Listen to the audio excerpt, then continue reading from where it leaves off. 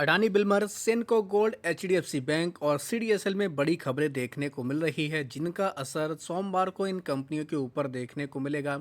Donald Trump की तरफ से एक काफ़ी बड़ा बयान सामने आया है। ईरान को लेकर 48 घंटे की चेतावनी दे दी गई है।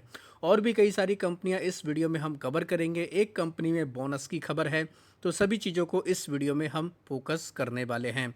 वीडियो शुरू करने से पहले कहना चाहूँगा, अगर किसी ने चैनल पर फर्स्ट टाइम विजिट किया है तो चैनल को सब्सक्राइब कर लें और बेल आइकन को ज़रूर दबा लें। ईरान इजराइल यूएस युद्ध को लेकर एक बड़ी खबर ऑलरेडी आ चुकी है, जिसको लेकर डिटेल वीडियो बनाया गया है।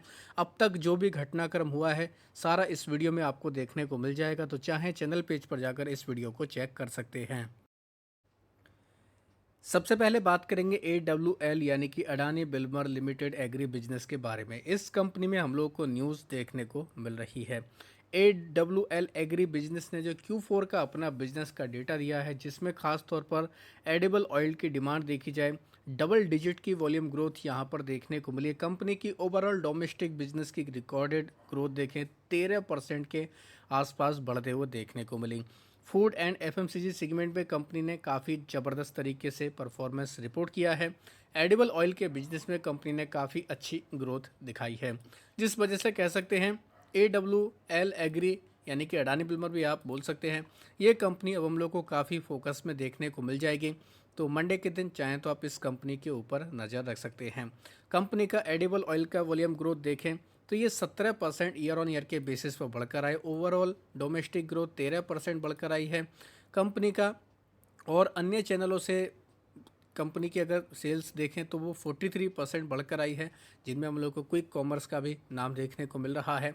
तो हर पैरामीटर के हिसाब से कह सकते हैं कंपनी ने अच्छा परफॉर्मेंस रिपोर्ट किया है। कंपनी का फॉर्च्यून और कोहिनूर ब्रांड के तहत अगर कंपनी का राइस का एक्सपोर्ट देखें और बिजनेस देखें तो यहाँ पर 30% की हमें ग्रोथ देखने को मिली है। तो ओवरऑल AWL ये कंपनी काफ़ी फोकस में रह सकती है, चाहें तो आप इसको अपनी वॉच लिस्ट में ऐड कर सकते हैं। दूसरी कंपनी है सेनको गोल्ड। सेनको गोल्ड की तरफ से भी अपने बिजनेस के नंबर जारी किए गए, काफ़ी चौंकाने वाले नंबर देखने को मिले हैं। रेवेन्यू 46% तक बढ़कर आया, जबकि दोस्तों बाज़ार में काफ़ी वॉलेटिलिटी रही है, गोल्ड के प्राइस काफ़ी अप डाउन हुए हैं। उसके बावजूद सेनको गोल्ड ने 46% की रेवेन्यू में ग्रोथ रिपोर्ट की है। तो अच्छे नंबर देखने को मिल रहे हैं। बेडिंग की डिमांड देखने को मिली, बेडिंग सीजन में काफ़ी ज़्यादा हम लोग को गोल्ड की ज्वेलरी की डिमांड देखने को मिली।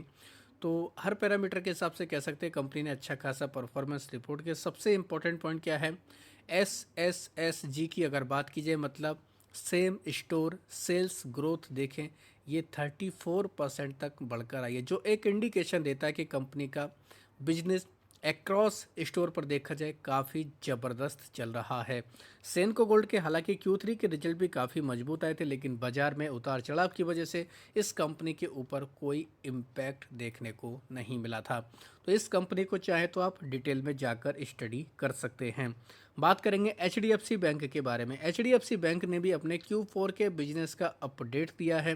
कंपनी का ओवरऑल परफॉर्मेंस देखें तो जिस तरीके का बैंक है, बड़ा बैंक है, आपको पता ही है दोस्तों, तो अच्छा ही हम लोगों को नंबर देखने को मिला है। एडवांसेस कंपनी के 12% तक बढ़कर आते देखने को मिले। साथ ही कंपनी का डिपॉजिट देखें, ये 15% तक यहाँ पर हमें ग्रोथ देखने को मिली है। तो HDFC बैंक के ऊपर भी चाहें तो आप नज़र रख सकते हैं। हालांकि जब से इस कंपनी के चेयरमैन की तरफ से रिज़ाइन दिया गया, तब से लगातार इस कंपनी में हमें गिरावट का माहौल देखने को मिल रहा है। कंपनी का मार्च 2026 तक का ओवरऑल डिपॉजिट देखें तो 31 लाख करोड़ के पार ये हमें देखने को मिला। तो अच्छे नंबर है ओवरऑल। मंडे के दिन इस कंपनी के ऊपर हम लोग को इस खबर का रिएक्शन भी देखने को मिल जाएगा। एक और कंपनी है जे कुमार इंफ्रा प्रोजेक्ट। इस कंपनी को 1184 करोड़ का EPC की डील हासिल हुई है, ऑर्डर मिला है। लखनऊ कन्वेंशन सेंटर इनको बनाना है। तो जे कुमार इंफ्रा प्रोजेक्ट के लिए भी काफ़ी बड़ा अपडेट है, काफ़ी अच्छी खबर देखने को मिल रही है। तो इस खबर का रिएक्शन हमें मंडे को इस कंपनी के ऊपर भी देखने को मिल सकता है। IDBI बैंक की बात करेंगे। इस कंपनी ने भी अपने बिजनेस का डेटा रिलीज किया है। तो IDBI बैंक के नंबर अगर देखें तो ओवरऑल टोटल बिजनेस 14% तक बढ़कर आया है। 6 लाख करोड़ के आसपास हमें देखने को मिला। डिपॉजिट 12% बढ़कर आया, 3.5 लाख करोड़ के आसपास। नेट एडवांसेस 16% बढ़कर आए 2.5 लाख करोड़ के आसपास। कासा डिपॉजिट 1.5 लाख करोड़ के पार है। 7% की यहाँ पर भी हमें ग्रोथ देखने को मिली है। अब बात करेंगे डोनाल्ड ट्रंप के बारे में। दोस्तों आपको पता है डोनाल्ड ट्रंप की तरफ से लगातार डेडलाइन दी जा रही है। हॉर्मुज स्ट्रेट को खोलने के लिए ईरान को लगातार धमकी दी जा रही है।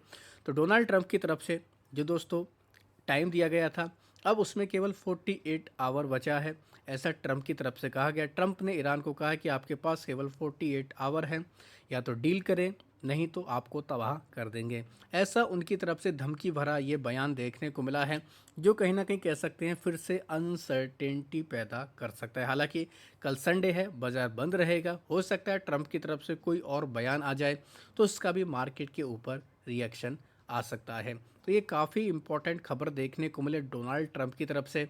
इससे पहले हमें ये भी खबर देखने को मिली थी कि इजराइल और यूएस की जो हम लोग को मिसाइल अटैक देखने को मिला, तेहरान यानी कि ईरान की बात की जा रही है, ईरान की न्यूक्लियर साइट और पेट्रोकेमिकल्स की कई सारी कंपनियों के ऊपर हमला किया गया, जिनमें 3 कंपनियां हम लोग को तबाह होते देखने को मिली हैं। तो लगातार बड़े बड़े अपडेट सामने आ रहे हैं। ट्रंप की तरफ से जो ये बयान आया, उसके तुरंत बाद हमें ट्रंप की तरफ से मीडिया प्लेटफॉर्म ट्रुथ, जो इनका सोशल अकाउंट है, वहाँ पर कहा गया है समय ख़त्म हो रहा है। याद दिलाया है कि पहले उन्होंने ईरान को 10 दिन की मोहलत दी थी, लेकिन अब 48 घंटे बचे हैं। ट्रंप का कहना है कि अगर होर्मुज खोलने के लिए ईरान को 3 बार अल्टीमेटम दे चुके हैं, ईरान अगर ऐसा नहीं करता है तो उसके ऊर्जा ठिकानों को निशाना बनाया जाएगा। तो ऊर्जा ठिकानों को निशाना बनाना ये बाजार के लिए काफ़ी नेगेटिव रह सकता है। ऐसा नहीं है कि ट्रंप दोस्तों ये पहली बार ही धमकी दे चुके हैं। इससे पहले 22 मार्च को 48 आवर की यानी कि 48 घंटे की मोहलत दी गई थी। उसके बाद इन्होंने टाइम डेडलाइन को आगे बढ़ा दिया। 23 मार्च को इन्होंने 5 दिन की डेडलाइन दी थी, यानी कि 5 दिन बढ़ा दिए थे। फिर 26 मार्च को उन्होंने 10 दिन की डेडलाइन को आगे बढ़ाया था। अब ईरान की तरफ से भी कहा गया कि इनके बूशहर न्यूक्लियर साइट पर 4 बार हमला देखने को मिला है। इस पर रूस की तरफ से बयान आया कि ईरान की न्यूक्लियर साइट पर हमले बंद होने चाहिए, क्योंकि अगर ये नहीं होता है तो ये काफ़ी खतरनाक हो सकता है, इससे दुनिया को काफ़ी नुकसान हो सकता है। अब बात करेंगे सीडीएसएल के बारे में, यानी कि सेंट्रल डिपॉजिटरी सर्विस लिमिटेड के बारे में। ये कंपनी काफ़ी फोकस में रहेगी। कंपनी ने अपना मार्च तक का एक्टिव डीमेट अकाउंट की संख्या को जारी कर दिया है। इससे पता चलता है कि मार्केट में किस तरीके का माहौल चल रहा है। फाइनली इस कंपनी ने काफ़ी बड़ा अचीवमेंट हासिल किया। इतिहास में पहली बार कंपनी ने 18 करोड़ एक्टिव डीमेट अकाउंट की संख्या को पार कर दिया है। तो सीडीएसएल के लिए काफ़ी अच्छी खबर है।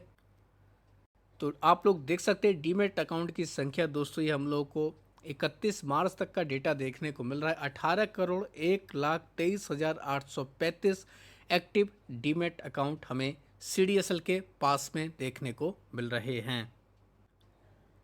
ये आप लोग देख सकते हैं दोस्तों, अपडेटेड डेटा 31 मार्च तक का डेटा हमें देखने को मिल रहा है।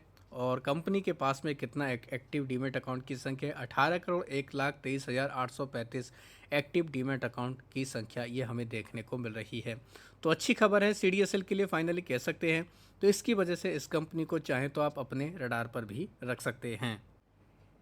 इनके अलावा बात करेंगे company ibex apparels and ornaments limited. ये कंपनी फोकस में रहने वाली है, क्योंकि इस कंपनी में हम लोग को एक कॉर्पोरेट एक्शन देखने को मिलेगा, बोनस देखने को मिलेगा। 7 अप्रैल इसकी एक्स डेट है। 3:1 के रेशो में बोनस है, यानी कि एक इक्विटी जिसके पास है उसको 3 बोनस के रूप में मिलेंगे। इससे पहले कंपनी ने स्प्लिट का ऐलान भी किया था। तो ये कंपनी कॉर्पोरेट एक्शन के दम पर हम लोग को काफ़ी फोकस में देखने को मिलेगी, चाहे तो आप इसको भी स्टडी कर सकते हैं।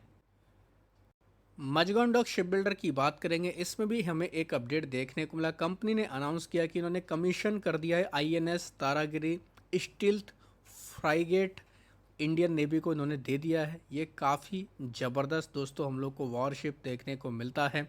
इसमें हम लोग को ब्रह्मोस मिसाइल समेत कई सारे इक्विपमेंट देखने को मिलते हैं, और मजगान डॉक के लिए काफ़ी बड़ा ये अचीवमेंट देखने को मिल रहा है। इंडियन नेवी में इसको शामिल कर लिया गया है। तो मजगान डॉक के लिए कहीं ना कहीं एक अच्छी खबर हम लोग इस खबर को बोल सकते हैं। तो इस वजह से ये कंपनी भी काफ़ी मंडे को फोकस में देखने को मिलेगी। आईडीएफसी फर्स्ट बैंक ने भी अपने बिजनेस का डेटा रिलीज़ किया है। डिपॉजिट देखें 17% तक बढ़कर आते देखने को मिला, लगभग 2.84 लाख करोड़ के आसपास Q4 में देखने को मिला है। साथ ही लोन ग्रोथ देखें कंपनी की, ये 20% बढ़कर आई है। कासा रेशो ये भी हम लोग को इम्प्रूव होते हुए देखने को मिला। लिक्विडिटी कंपनी की स्टेबल है, तो ये कंपनी भी कहीं ना कहीं बिजनेस डेटा की वजह से फोकस में रह सकती है। चाहे तो आप इसको भी डिटेल में पढ़ सकते हैं। तो दोस्तों ये थे कुछ लेटेस्ट अपडेट जिनकी वजह से ये कंपनियां हम लोग को काफ़ी फोकस में देखने को मिल जाएंगी, और जो भी इनसे जुड़ी हुई खबरें आ रही हैं उनको चाहे तो आप डिटेल में जाकर भी पढ़ सकते हैं। वीडियो अगर आपको पसंद आया तो चैनल को सब्सक्राइब कर लें और बेल आइकन को ज़रूर दबा लें।